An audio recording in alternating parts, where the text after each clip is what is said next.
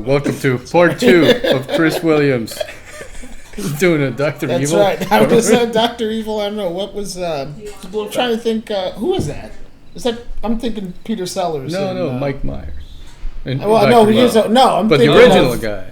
in Dr. No. Yeah. No, I was just going to... I was just thinking of Peter Sellers and Dr. Strangelove. He didn't have a cat. No, he didn't have a cat. A little combination of that and Coppola. Or, excuse me, Marlon Brando in the beginning. I was putting the two together. And I guess I came up with Dr. Evil. The horror. That's it. Yeah, too bad they didn't have a cat in Apocalypse Now. No. He would have eaten a cat. Yeah, he would have eaten it. Yeah, what are you talking about? It would have been on a stick. Shoot me from the Did nose they have bodies down. there? I haven't seen it in a while. Weren't there bodies out on sticks at the beginning? I haven't seen it in a while. Right? So you know who actually watches it all the time? Yeah.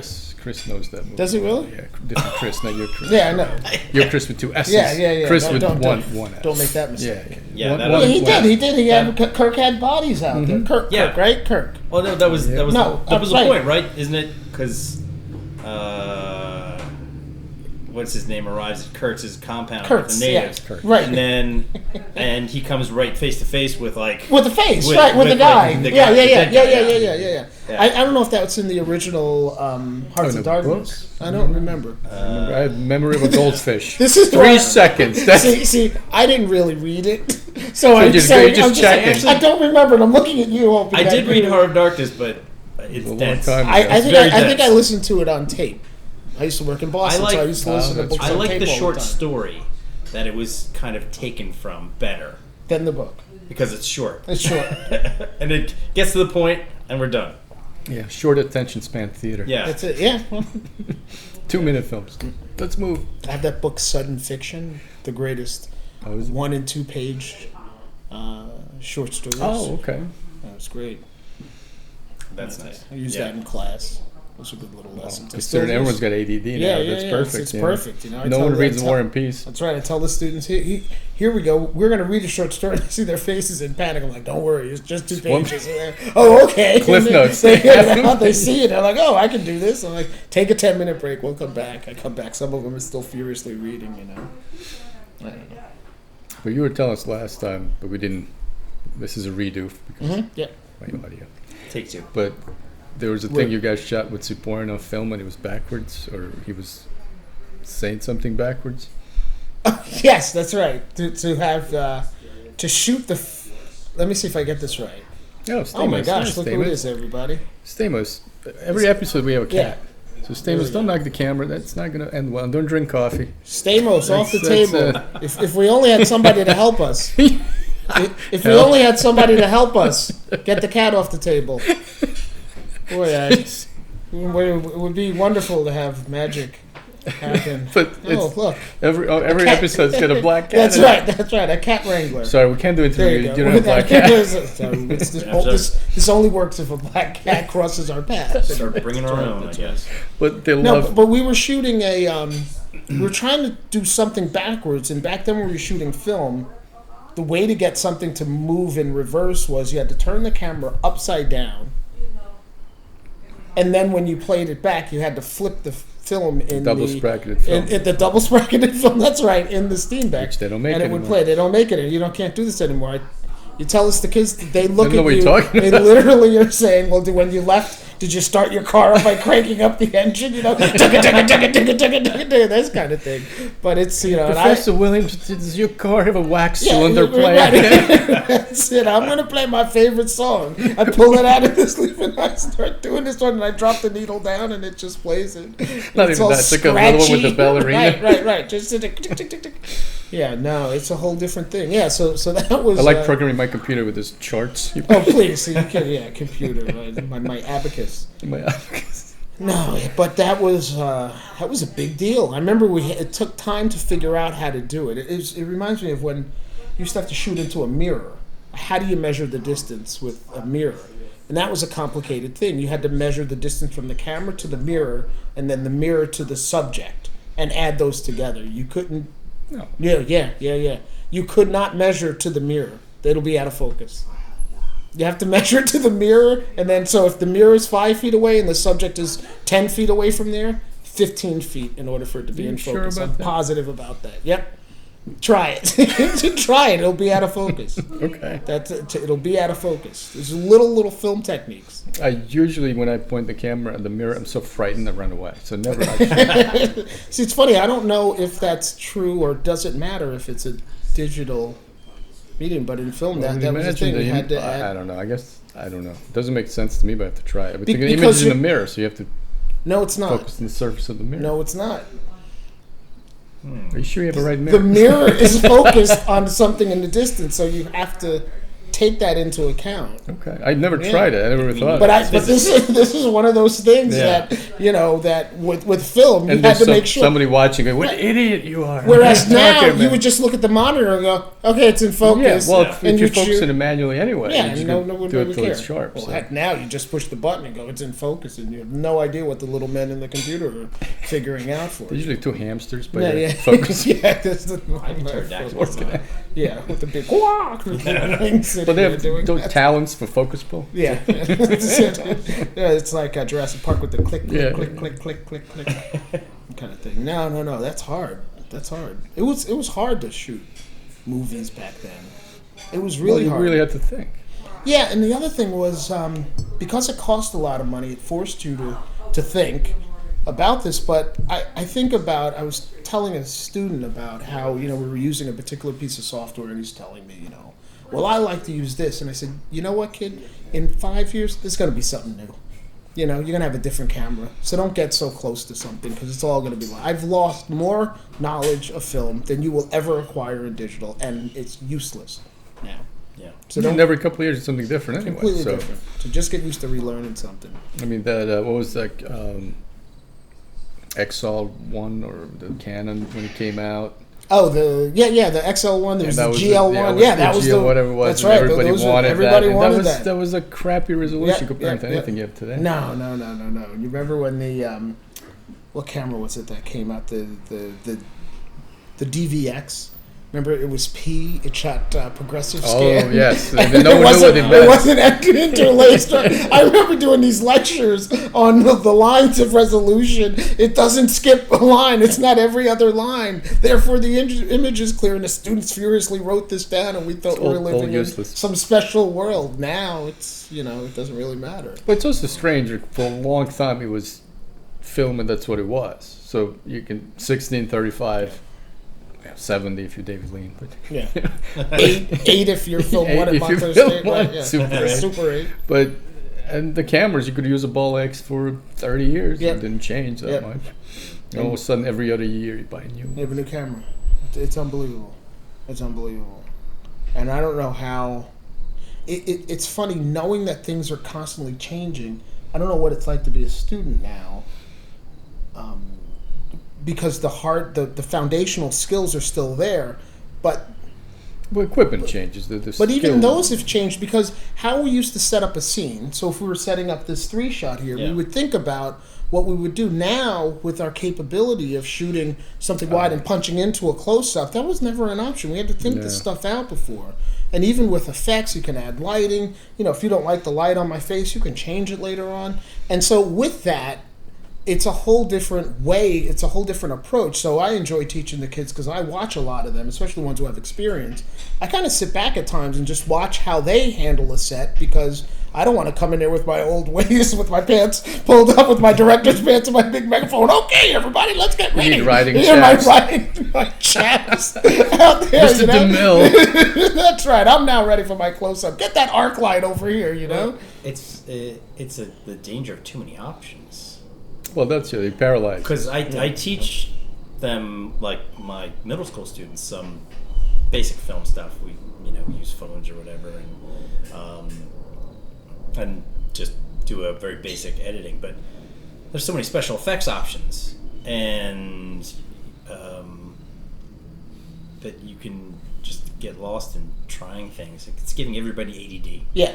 Well, it's almost like why, not just me, but like stop watching stuff because there's too many choices. Yeah. Well, it's the endless scroll. Yeah. And I think in teaching, you then move back to, here's what we're going to do, and here are the only options we're going to do. We're not going to do. And if a student raises her hand and says something like, you know, we can green screen it. Well, we'll do that next week. This is how we're going to approach this now. These are our limitations that we're putting on ourselves, so we can't be forced to go with 1,000 things, because otherwise you're just going to be lost. Well, without limitations, like it's sort of reverse of what you think it is. Right. You need certain limits in order to have freedom to create stuff. You have no limits, and where do you go? Yeah. Well, as a Howard Stern fan, that was exactly it. When he went from terrestrial radio to satellite, all he did was curse, and that was pretty boring. It was terrible. Few months I they were awful, to and I think he even realized and said, "We have to stop cursing. Like that doesn't help the show." And so once they did that, they kind of found their footing because they had freedom, and he had to kind of put down some rails there so they knew where to go. And I think it's nice work. And I know on my assignments, I want to give them real guidelines and restrictions, and some students freak out. They go in full freak out mode. I can't, you're forcing me to use this camera. I have a camera that shoots 5 billion K. You're forcing me. I'm like, look, kid, come on. Well, you can go do that on a weekend. Why are you even taking classes here? That's my favorite response to them is, why are you even here? What did I just do? Uh-oh. Okay, nothing. Apparently, Mevo had a free trial that I clicked There you go. Okay, but all right. it keeps rolling, so we didn't know All anything.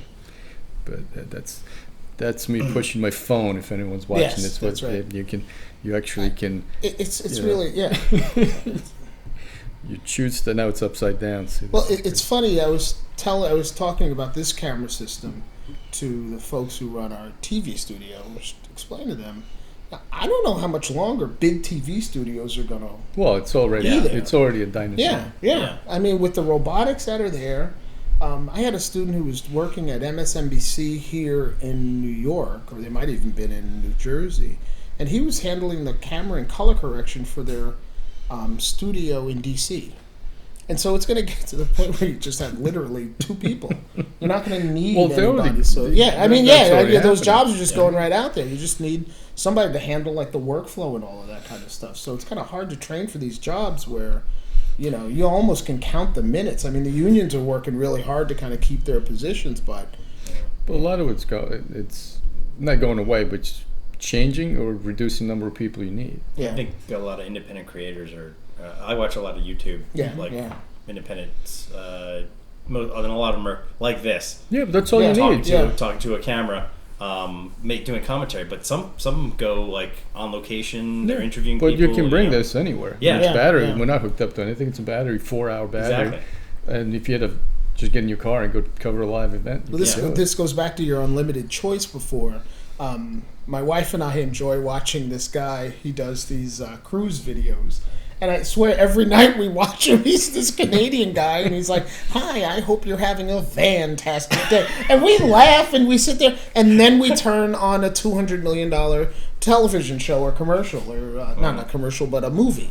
And so you now have this guy with his little YouTube channel competing against Avengers, because I have the option to just easily click there. And so, what does that mean? Do I need to spend as much money? If the audience now has gotten used to YouTube, and the quality is a little less, but if the content is there, well, the story needs to be good. Yeah, the story needs to be good, but it's also personality. So and that was never the thing. Network television and movies never had to compete with just a personality, somebody just talking. I have to confess, I started watching this guy who fixes. He fixed his motherboards on a computer. Right? I swear I watched 2 or 3 of his videos a day. This guy, Lou Rossman. I never knew. The guy is incredibly funny, incredibly charming, and he's under this micro camera, and he's literally fluxing and removing, chips and putting new ones there and testing the voltage. I have no idea what he's talking about because I don't understand any of that stuff. But he's explaining this, he's engaging, and I realize I'm no different than a teenager watching somebody doing a makeup tutorial or something like that. Well, and fix the TV like that. Yeah, well, yeah. The board went out, and I just looked it up, and somebody had the exact same model, and I ordered a part, and I was able to change it by looking at it step by step. I wouldn't have a clue. No, and it worked, and I'm like, "Whoa, look at this! Look at this! How much money? Yeah, right. I do. I learned a lot of things on YouTube. And my and dryer I'm too. embarrassed to say that I used to be like, who would watch people play video games? Right. Who would do that? I don't get. But yeah, and I'm with you there. I don't know. That I well, don't I mean, okay, You're off in a corner by yourself here. I am With the billion of other people who do it. Right? Yeah, but here's the thing: I used to play all the time, but my hands went. You know, if you're clicking the mouse all the time, especially I do it all day now too because I'm teaching tech. Yeah. So you know, so I can't. Start getting I can't do that. I'm starting to get carpal tunnel. Yeah. So I can't play the games. So I watch, and I'm not watching like the Twitch games where it's like just fighting rounds. It's story-based games, but you know, I still. It would be sad if you're watching somebody play solitaire. I got to tell you, if the person playing solitaire is engaging, But they don't say anything. right? It's just sitting there. Wait, here comes. It's a king. So what's sadder, playing solitaire or Can I watching tell you, somebody else play?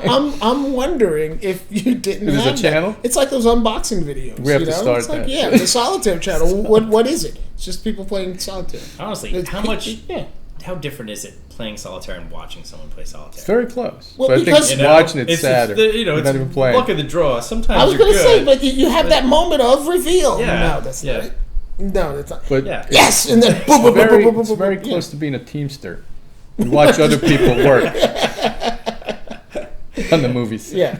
At least. I'm not saying anything bad about the team. Apologies No, to our no, me teamster neither. viewers. I would never- I would I'm never not driving make one of fun their of trucks. I can't. But Yeah. we all know when Yeah, one of let's them. see. Let's see you drive one of Yes. their trucks. No, I could not. Yeah. Okay. I've seen him double, what do you call back in New York City with like an inch on each side with a double trailer Yeah, how do you do and that? be perfect. And I'm Yeah. like, okay, you deserve your money. Yeah, that's why You're you get good. paid, because there's going to be the one day Yeah. you do that. Right. Yeah. Well, just at the beginning of the day. Yeah. Well, They just leave it. well, we're hoping for double overtime. That's it. Or one But day. that no, A it meal takes a penalty or real something. skill to do that. Yeah. So I'm not. That's very I know some guys that drive trucks now. We should interview them in their trucks. That would be fun. There's probably a YouTube channel there, don't you think? Truck driving YouTube. I'm sure there's a YouTube channel for everything. Yeah. So I why don't not? know. Why not a truck driver? Yeah.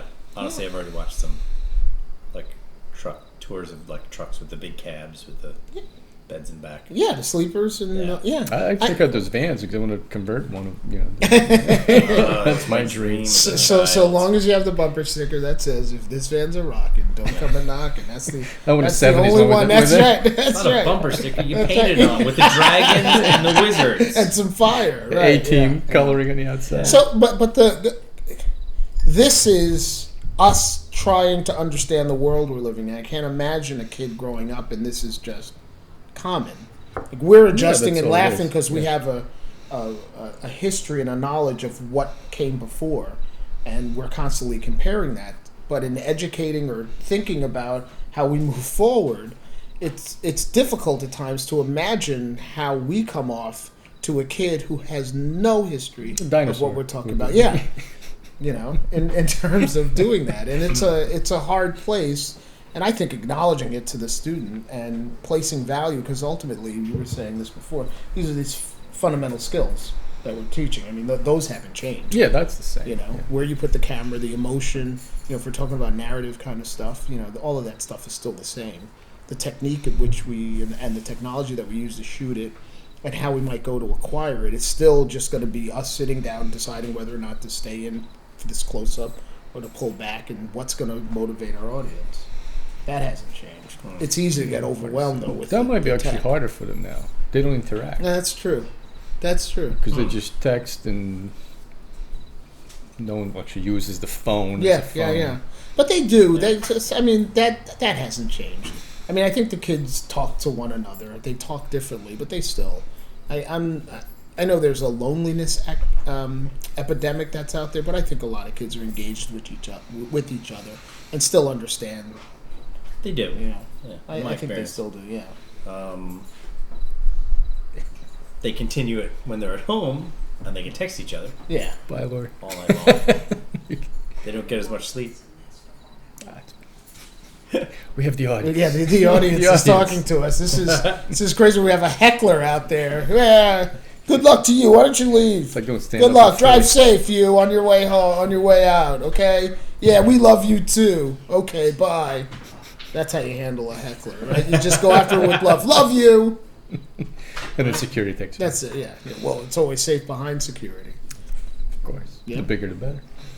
But you mentioned once that we talked about the casting job you had when you found out, or you didn't know who the director was. No idea. Right. I was working with. I don't know how I got the. I think I might have.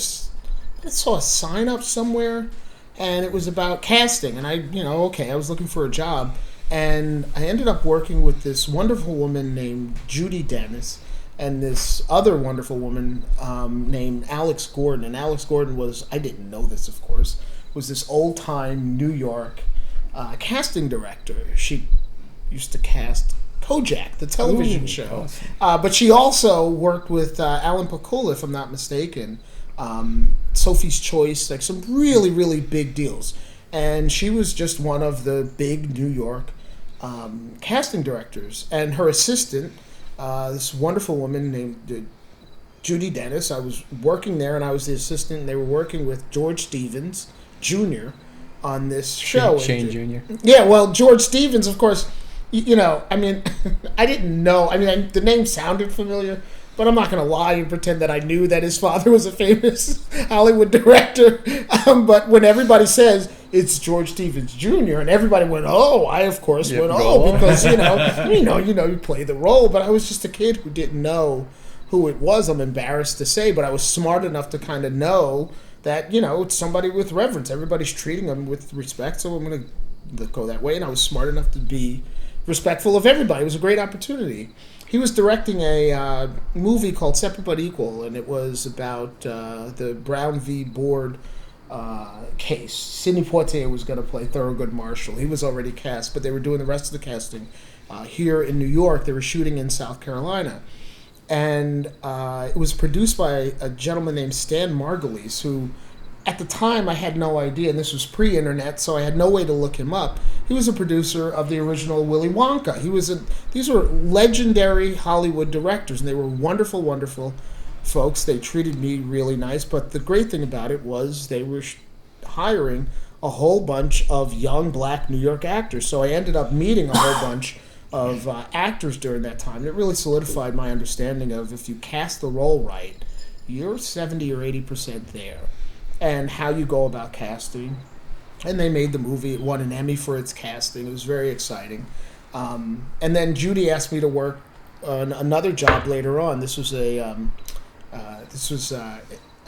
to be on PBS, American Playhouse, which was a television show which featured these movies. It produced a lot of stuff. Produced a lot of great stuff. Yeah. And this was going to be their first HD broadcast. This was a big deal, right? So they had this special company in New York who, figured out how to do all this HD. They were going to shoot it in HD. It was very, very, very exciting. And Judy asked me to work on it for summer, and I was available, and of course, and did it. And she said, and Julie Taymor is directing it. I was like, wow, Julie Taymor. And again, no idea.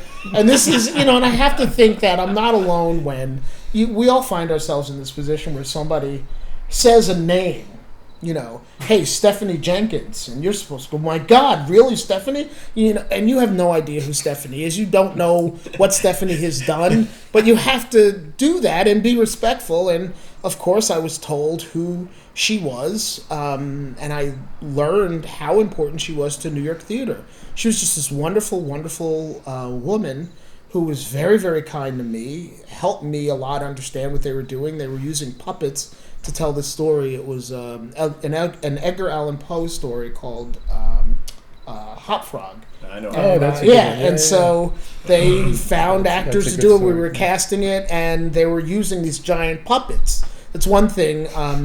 I should say, Julie Taymor went on to direct The Lion King on Broadway. This is one of the most massive productions, and also Spider-Man didn't really work out. No, but it's still, everybody said ambitious. it was ambitious, and this was it. And she's an opera director.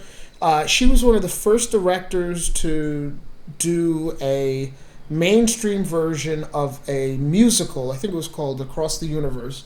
Used Beatles songs and had actors really singing live. And I think Tom Hopper, I think his name is, who did Les Mis later and had them singing, and he of course said, this is the first film in it wasn't the first film to have people really singing, which was extraordinary. And so she moved between theater and film and opera and all of that. And here I am. I'm just a kid sitting there in a room with her. I was taught by the Henson people did the puppets, so I was taught how to handle the puppets and how to go about doing it. And they were very nice in helping me. And I realized at that time that everybody's nice. If you're nice and you just ask questions and you're respectful, people will always show you how to do stuff. And they helped me, and so one of the jobs that I had, I would help some of the actors kind of figure out their way around the puppets, so when they went in to meet Julie, they would have some idea of what they were doing. And it was just a great experience because she was a genius. I mean, she was a MacArthur genius, and I could see that. She knew what she was doing. Obviously, it sounds stupid. Like I knew that she knew what she was doing, but it was just I had no. Yeah, right. No, it's not that. It was. I knew that there was something going on that was much deeper than anything I could comprehend. I was looking at somebody who was so deep in thought, and literally in my head, I literally could just birds flying around, nothing happening, but in her head, I can see all of this, you know. And I always tell the story in conjunction with my uncle, who was a music producer, and how I would see him, and it was clear he had music in his head all the time. There was always something creative going on, and it Freddie was just Perren. always there. Yeah, he's produced a lot of stuff. So seeing that and wanting to be there, because I was a kid trying to learn how to be an artist, and seeing that was really inspiring to kind of see how an actor is. And it's funny, older now, I kind of understand what it is. Like sometimes you have to think through things. And I think when you're younger, you're more impulsive. You just kind of rush everything. And you have time. Like you can take a moment and kind of think some things out, and you may end up better. But that's just how it is. You told me once that when you spoke with your uncle and you asked him about, was this Ivor Stillwater, the Gloria Naylor, I can't even speak today. Gloria Naylor song. At least she covered one of them, right? The opening thing, he had some, like how he came up with it. I don't remember. I think you told me that story, and it was just like in his head there was like a piano thing, and he was going with like. At the beginning of I Will Survive, right? Yeah. Yeah, it has this big, just. I mean, he knew music. He was a music teacher, and now it's funny. We're in the same way that we talk about how technology has allowed for an artist to not have to master it. I shouldn't say, like the tools aren't a hurdle anymore. Yeah. It used to be, if you were a musician, you had to know how to play an instrument.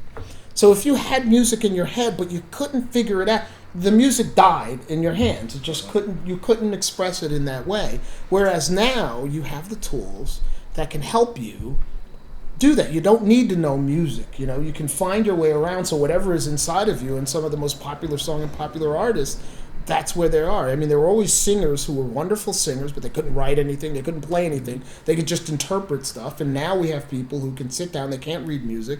And I'll often hear people say, they're not real musicians because they don't write music. They don't play an instrument. I'm like, well, Frank Sinatra didn't write a whole bunch of stuff, but he was a great singer. You find the talent people. Yeah, and so here we are with all of this technology, and we'll have these. We're not going to have these bars prohibiting people from being expressive, which is exciting. I mean, and it goes back to what we're saying about YouTube. Watching somebody who's engaging on YouTube, for me, it's somebody fixing a circuit board. That, for whatever reason, I like the guy. I like what he has to say, and I realize I can watch anybody. This is my cat. Taymor, the cat, is making noise again. I realize I can watch anybody do anything if they're passionate. If they're cooking and they're passionate and they know their stuff and they're kind of helping learn, I gravitate to that. So this guy fixing these circuit boards, I don't know what he's talking about, but it's clear he cares about this, and he's kind of helping. For those watching along, here's what I'm doing. Don't forget this has to go here and all this stuff. And I found myself at some point trying to remember some of the stuff. I'm like, Chris, you're not going to work on a circuit. You're not fixing circuits. Oh, there's Stamos again. I'm not going to just open Don't knock the cameras, Stamos. See, this is how the black cats. So now we feature the cats behind. The cat's we do a camera wipe on that. That's it. You can close. Oh, no. Kitty, you can stay there, but This is it. We usually eat dinner here, and he just It's always here. But yeah, that was watching my uncle. But I was very, very young watching him, so I didn't have a. So how old were you? Because you said you were. I was 9. Studio 9? Yeah, I when was they were 9. mixing the First Bee time Gees I went stuff, out to or? California, I was 9. It was 1976, I think it was. I was just a little kid, and I mean, I had no idea. I mean, okay, he's in Just a your recording uncle, so studio. you It's don't just know, my yeah. uncle, right? And I'm in a recording studio. Okay, I don't know what's going on. And I remember he was doing a song from Saturday Night Fever. He had produced a couple of the songs. One of them was More Than a Woman. There was the Bee Gees version, then there's the Tavares version. And he did the Tavares version. And back then, when they had songs in scenes in movies, they would send the 3/4-inch tape to the producers. And it was the producer's responsibility to kind of place the music there. And I don't know what they did, but all I know is I was in the studio. And the scene where this song was on the television. I remember my uncle, they always let me sit in the studio. And this one day I wasn't allowed in the studio. I wanted to be in the studio. So I would, they had these cool little, like, the water jugs. And I never saw that before. Like, you could just push a button and have or push a button, there was hot water. It's a miracle. So there was tea, right? Yeah, it really was. It was, California's great. This was the same. Water. This was the same summer that the Egg McMuffin came Ooh. out, right? So this was a revelation summer for me. The Egg McMuffin was like, McDonald's is doing breakfast. It was just, you couldn't imagine. They invented something called the Egg McMuffin. It was, when you're 9, this literally was. I'm sure there were other things going on in the world, but that's important. This was the most important thing, and to this day, I still remember that the Egg McMuffin. Summer of Egg McMuffin. I hear Egg McMuffin, and I get warm all over because of that. I remember my uncle buying them and coming in with a sack of Egg McMuffins. He opened them up, I'm like, my God, look. Look at what we've evolved into, the Egg McMuffin. It's perfect. It's brown. Yeah, it's just perfect. And so I would drink tea and all this stuff. So I wanted to go back in the studio. Somebody came out of the studio, and I walked in the studio, and I saw my uncle. And again, I was little, so in my head, now I probably see it, and it was a smaller room. But, they had a big studio console there. But when I was a little kid, it was this enormous studio. And he's there, and he's smoking, and there's lots of people there, probably 4 people there, and he was tiny and all this stuff. But in my mind, it was this, and of course, in the years since, the story's gotten bigger. But I do remember I walked in, and I turned around, and I looked at the screen, and I see a woman shaking her boobs because the music was in a scene in the movie where John Travolta and a friend are at a strip club. And the song is playing in the background, and I remember looking and seeing these boobies, and it was like the Egg McMuffin, boobies, and it was like, and hot water. This was it, right? Hot water out of a jug. It was out of a jug of water. Like, how does it go? It's cold here, but it's hot. I just don't even understand. A trifecta. And it was unbelievable. So that was it. It was also summer Jaws, Yeah. So it was 75 then. I guess maybe it was. I'm trying to think. Yeah, it might have been 75. I don't remember. Yeah, it was one of those. Anyway, but yeah, and I remember just looking at the boobs dancing, and my uncle saw me and screamed, "Get him out of here!" And somebody hustled me out of here, and so intruder, right? And Your Honor, thus begun my fascination. So, how to defend I feel yourself. right. I have to defend myself. I have to tell the story. It's like yeah. When you get caught in the bushes, the neighbors. I'm so sorry, Your Honor. It started when I was 9. I don't know. I might have been 10. It was 75, John 76. Travolta's I don't know. fault. Right? Yeah. I blame Saturday Night Fever. But that was it. Yeah, that was it. I also saw him direct an orchestra there because they had this big string thing, and I don't know. I think I went out there a number of summers for a couple of weeks. So I saw him in and out of studios. So I don't remember what time, but I remember seeing him in this giant conducting an orchestra and being just really impressed. But again, he's my uncle, so that must leave an impression. You see that? Yeah. And suddenly when like to be an artist, it wasn't anything that was far away. I imagine if you grow up anywhere and you're around people who are successful in any form, it's something you can imagine yourself being. So if you grow up around a bunch of cops, you think, okay, this is something I could do. This is not. You grow up there recording artists around. You go, this is what I do. When I think the women in the movie Hidden Figures talked about how when they were I think they were in and around Virginia, how so many of the black women and black men there, they all worked in NASA. They all worked in sciences. They were all scientists there, and that was just normal to have that. It wasn't anything odd until you leave there and you go, "Oh, your father's not a physicist?" And it's like, Yeah, then it's no, he's not a physicist. This isn't normal, And that's your environment. That's do. Yeah. It really does matter. Yeah. I think he wrote for Jackson 5. Yeah. He went to Howard University, and it's funny. My brother knows more about his history than I do. I mean, I know the broad strokes of it and the stories. But they're from Englewood, right? Yeah, he grew up in Englewood, and that's music and band classes, and he always wanted to be a producer. I remember folks saying, and nobody quite understood what a producer was, because songs, a writer. Yeah. Okay, you understand that, but a producer, what exactly does the producer do? It's a mysterious title. Yeah. Well, it reminds me of that Steve Jobs movie when when somebody looked at him and says, "You're not a software engineer. Right? Mm-hmm. You're not a, you don't do any of this. You don't create software. What do you do?" And he's like, "I'm the conductor, I play everybody," and that there's a role for that, and that ultimately is what the producer does. It puts everything together, has a plan for how things should work out, and kind of handles that, much like a director in that way, kind of allows the other artists to kind of flourish and make choices and provide direction as to where things should go. And it varies project to project. So it's tough to explain to somebody who's not part of that world, and, what does it do? Yeah. I don't know. It's a mystery. Right, yeah. It's like, it's like I don't play an instrument, but when I watch somebody play an instrument, I literally feel like I'm watching magic. I don't always drink beer, but when I do, that's it. Or mead in this case. Yeah, right. Yeah. But then Cooley High too, right? Yeah, he worked in Motown for a while, worked with the Jackson 5, wrote all their ABC. hits, ABC, I Want You Back. And he was just a kid from what I understand. He was just a kid. One of the stories I know about how Motown worked was Berry Gordy challenged the different writers to compete against each other, which is always fun. There's always a little bit of competition is a good thing. You need it. You need competition. So we're talking about having rails, having requirements, or having what did you say? Having limitations. Having limitations, and some sense of competition kind of brings out the best in you. Well, if everyone gets a trophy, yeah, right. No if everybody gets a trophy, who cares? Right? Trophy doesn't mean anything.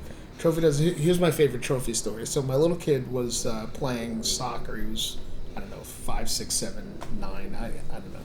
And it's a blur. It was something. He was little, right? He was playing, and so he's playing his indoor soccer league, and he just liked to run. He didn't really care too much about the ball, but he was having a good time, and I was there with the other parents, and all this stuff. So they played a couple of games, and at the end, it's the last game, and the coach said, "Okay, boys, we had a great season. On your way out, grab a trophy."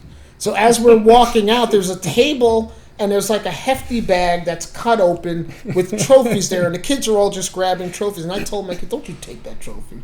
Like that's not. If somebody gives you a trophy, it's it needs in to the be, garbage bag. It's not in a garbage bag that was just picked up and then thrown in somebody's trunk. Get out of here." And he looked at me, and I was like, No. This isn't that. When you win something, you gotta win something and feel like you did something. You gotta earn not it. just you just showed up there and paid the fee.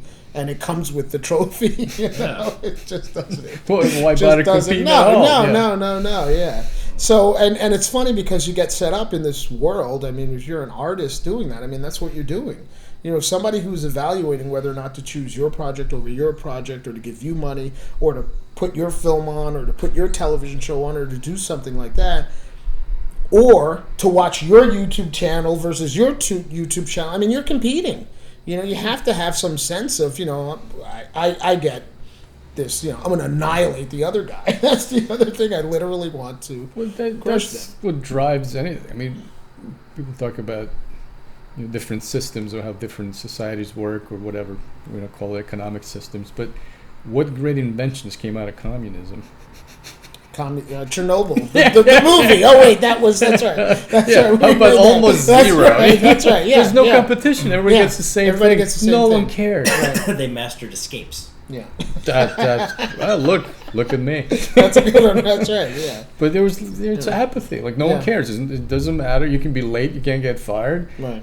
So you can be the laziest person in that factory. You produce like one thing a day, and then they can reprimand you, but who cares? What are they going to do? What are they going to do to you? Right. So if anything, drives everything down. Yeah. So why would I work hard if you're going to be a lazy bastard and do nothing? Well, I'm going to do nothing too. Yeah. And if you do invent something, it's not yours anyway. So what's my motivation to try anything? Well, look at you. Zero. Look at Mr. Capitalist over here. No, but just compared to like what that ideology does to people. Yeah. Okay. Well, I thought we're getting a free education. And Oh yeah. Well, that sets a misnomer because that wasn't necessarily free for everyone either. No. Because they're actually very selective. They're track people, and let's say that I don't know for whatever numbers what, but let's say that they count that this year we only need 100 lawyers. Well, everyone takes a test, and that's how many people they're going to admit in the law school. But so some people got in because of their political connections, their kids would get in. But let's say that 90% of them were just people taking the test. So 90 people, right? And the other thing slides somehow. But if you ended up being 101, guess what? You're not going. You're not going. So it's free, but only if you get in. Right. And even then, there was only 7 universities, let's say. So you have to make sure they have a place to live, and that costs money. That wasn't free. And if you didn't get in there, well, you got to find something else to do. So it's not what people are trying to sell you. It's completely different. Well, you really burst my bubble. I was thinking that everything was Shangri-La. Oh yeah, it was great. That this idea of free ice cream was rough. Yeah. And that's why everybody was trying to sneak into the Soviet Union. Yeah, there was a line of people trying. People escaping West Germany for that East Germany. Even now in North Korea, there's a line trying to get in. You don't know what it's like on the other side. Yeah, it's great. Yeah, no, and there's something in this. Again, I bring everything back to. I sit down at my TV and I have a lot of options, and why am I going to choose you over somebody else? And we all make these choices. Moving back to kind of where we are and how kids today, and I let's go back to what you said regarding the fundamentals, because at times I struggle with thinking about the world that my students are going into, and am I best preparing them? Am I giving them the best? And I have to remind them that there's these fundamental skills aren't going to change. All of that other stuff is going to change, and you have to figure out a way to survive in a competitive world and to kind of find your way in doing that. And that goes back to one of the things we learned when we went to Montclair State. I don't think I realized it at the time, but being in the art school there, I got to watch artists work, and I never thought about like the cool individual.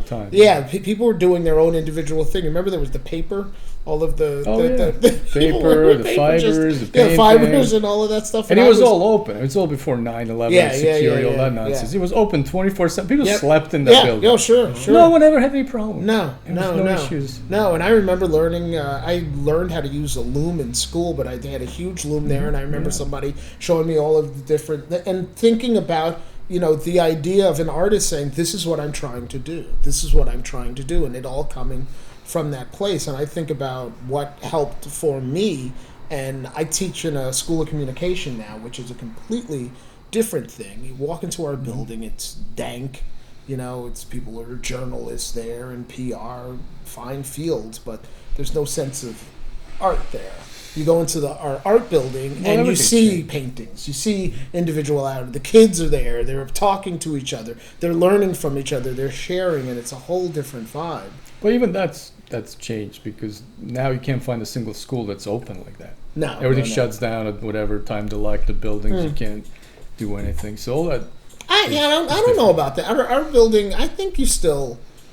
I think you still have, from what I understand...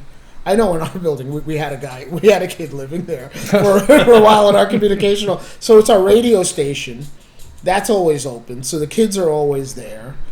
So there are there, and I think in our art school, I think you still have that. There are probably some schools that are more locked down than they were, but I think they're afraid of lawsuits until something happens. Yeah, but then everything until something happens, and then that'll be the thing.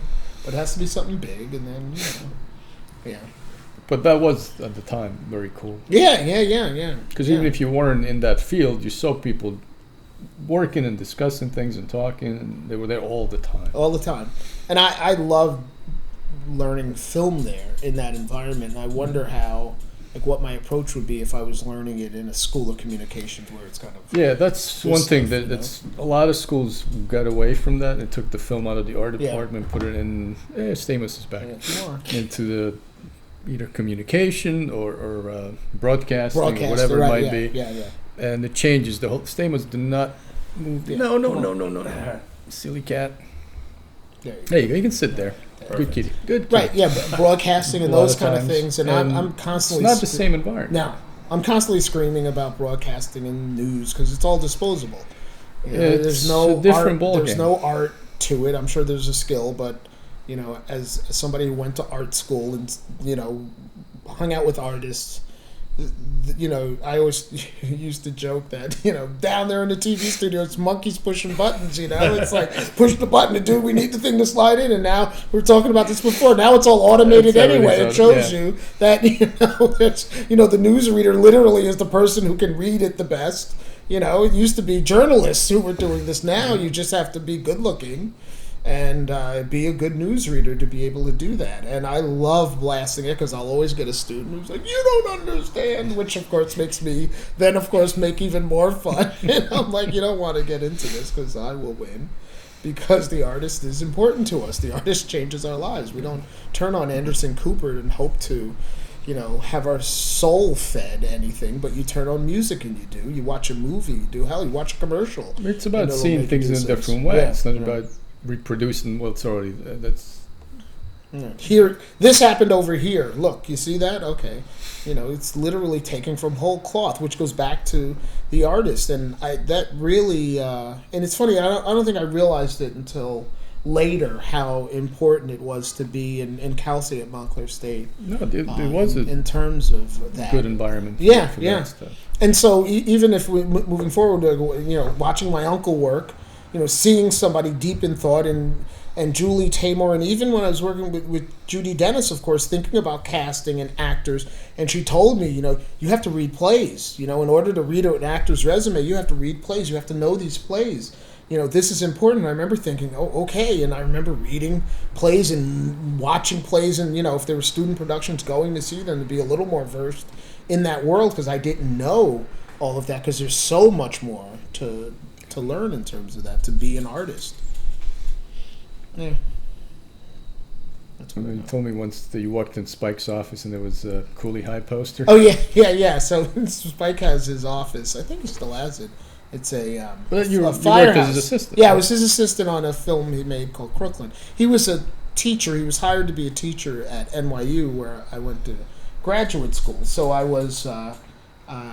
I had been a TA for many years there, and I had taught most of the classes, or TA'd most of the classes, so I wanted to be his TA, and I was at this meeting, and I raised my hand and said, can I be Spike's TA, when it was announced that he would be there, and the dean said, well, you know, we don't know just yet. And I was like, well, come on, Spike's not going to handle all the attendance and all that stuff. And Spike kind of looked at her like, I'm not handling that. And I was like, you know, it was the thing. It was like, look, come on, I'm here. There are a handful of black students here. I've been a TA for the longest time. I'm raising my hand. What's the worst that's going to happen? Is they say no, go to hell. I'll be the same person I was. The same thing, right? Can't hurt to ask. Can't hurt to ask. And so... it was a lot of fun. He was wonderful with the students, and I got to spend time with him. And he asked me to work on his film Crooklyn. I was his assistant there, which I had to. This is going back in time. So they had the camera. They had a video tap off of the film camera, and I had a little high 8 millimeter cassette recorder. So I would videotape the each take of the film. And so I always had to be next to the monitor, and they called it the director in training. So I got to watch him work with everybody, and I had to videotape everything. And every now and then they'd want to see something back. And it's so funny to think now everybody crowds around Video Village to watch every take back. But back then it was like a big deal, you know, rewind, hold on, you know, got to go to a cassette and hit rewind, you know, and hope I press the record button correctly and all of that. But one of the first times that I went to go see him in his converted firehouse, he had this enormous Cooley High poster. Cooley High was a movie that was made, I swear, I keep saying 1975. I think it came out in 75. My uncle did the music for it. And I said, oh, Cooley High, my uncle did the music. And he said, who's your uncle? And I said, Freddie Perren, his name is right there. He was like, oh, that's your uncle? And I was like, yeah. So that was exciting. So I don't think it meant anything, but I think it kind of meant like, you know. That's cool. Yeah, I think it was kind of cool. But it's funny because that film, and Spike was wonderful. And again, talking about working with artists, he knew, because he was a filmmaker, went to film school, he knew everybody's role. And it was great to watch him work because he's an artist who knows what he wants. But he also allows his collaborators to have the space to kind of do their own thing. But he's very loud, and he's Spike Lee. He does this thing, and I can always compare that to Julie Taymor, who was more reserved and I don't want to say more cerebral because she just was less vocal. And she's certainly brilliant, and Spike is brilliant. They're two brilliant people, but two completely different personalities. Different approach. Different approaches and how they handle people and everything. And that's when I started getting and understanding that, oh, okay, there isn't one way to be an artist. There isn't one way to have a vision. There isn't one way to deal with people. You kind of have to figure out your way of dealing with people, and that becomes important if you're dealing with an artistic field where you have to collaborate. So I may have to approach you one way and you another way, and that's going to be my skill as a director. And my skill as a director might be that I don't like talking to people, so I need to have an assistant director who can handle you guys, right? And that's why I always tell my students, you know, one of the best things you can do is recognize where your talent lacks.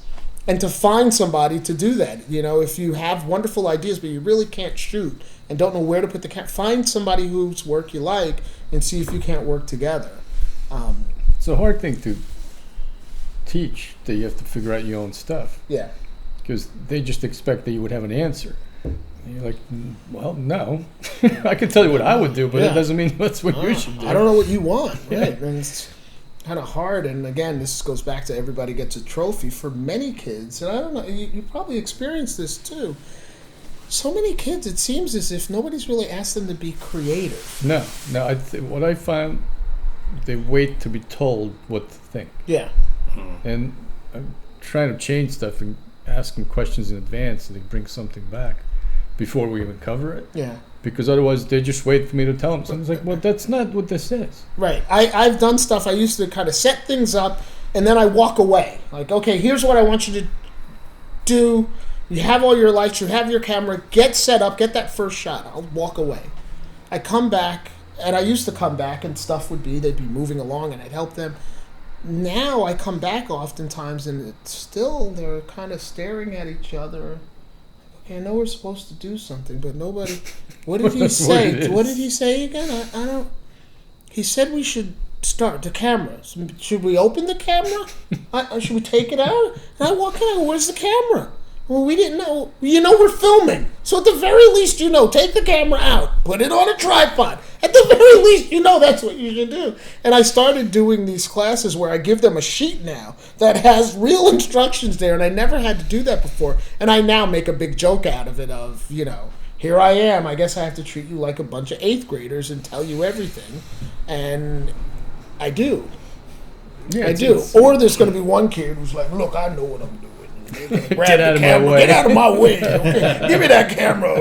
This camera's worse than my camera. I got a something that shoots 25K. This camera's a piece of crap. This is what I do. And that's always the person I come in. I'm like, this is all wrong. Why are you listening to this person? Because they have the biggest voice. Like, come on, don't fall prey to that. You know, there's usually some quiet kid in the back who has some wonderful ideas, but, you know. Too shy to voice. For many kids, I realize this is the first time anybody's really asked them to kind of be expressive and be creative, you know, and kind of created an environment for them to do that.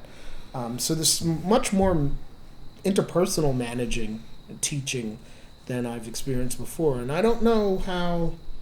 Well, from what I understand, talking to other professors and stuff, everywhere. That's just how it is. Yeah, it's the same thing when I nothing, talk to other people. Yeah, so it's like a generational thing. I mean, but they produce some wonderful work, and so it's clear that it's all there.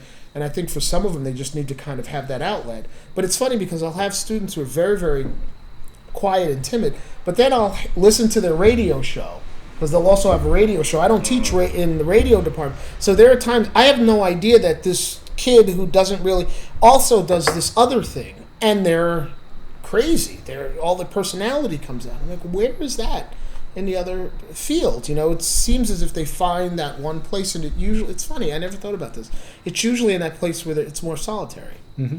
Where they don't have somebody. It's not collab. They can kind of be themselves. Well, I think the communication is interpersonal communication is lacking. They don't interact. They're not outside playing, learning how to deal with people. Mm-hmm. They're at home playing a video game, maybe with another kid in another state playing a video game, but they're not there in the same room talking or sharing stuff. It's a different interaction. It's a different interaction. And I don't know if it's better or worse. Of course, I want to say, the way I did it was better, but, I don't know. My kid plays video games, and he's talking to his friends who live in the neighborhood that he goes to school with. And my wife and I look and we think, okay, that's when we were kids, we didn't have this. We had to physically go out. If we had this, we'd probably stay home too and talk. I'd probably talk to my neighbor because we're playing this cool game. And if we were sitting talking, we wouldn't be able to have this cool adventure that we're on, playing Minecraft or whatever or some video game. I have no idea. I've seen it the other way. I don't know this. I'm going to say I'd be playing Space Invaders. Frogger, right? I'd be playing Frogger. My turn. Hold on, I'm driving the car. What was the one with the football with the dots? Yeah, that was exciting, right? The path. And it goes Yeah. That was. I can't imagine, right? Because we had to wait our turn, right? It was like 2-player. Hold on, I go first. Put your quarter down. Or a pinball machine when you get more than one player. Just watch somebody else do this. This goes back to watching Twitch and watching people play video games. Yeah. I can't imagine doing that, but I remember going to the Dairy Queen on Essex Ave in Hackensack, and it had a Space Invaders machine and an Astros machine, and I remember sitting there, after my money ran out, just watching, crowding around to watch somebody else play. Mm-hmm. But here I am saying, I don't understand these kids watching. Well, I just realized that I'm an idiot. I'm a hypocrite. If they were really good, like Dragon's Lair. We always hang around there. We used to wait in line too. That was the one, the Laserdisc one. The Laserdisc? Yeah, it was. Wait a second. You have to be 70 to know that. Laserdisc. Yeah, it was. What is that? It was Don Bluth animated video game.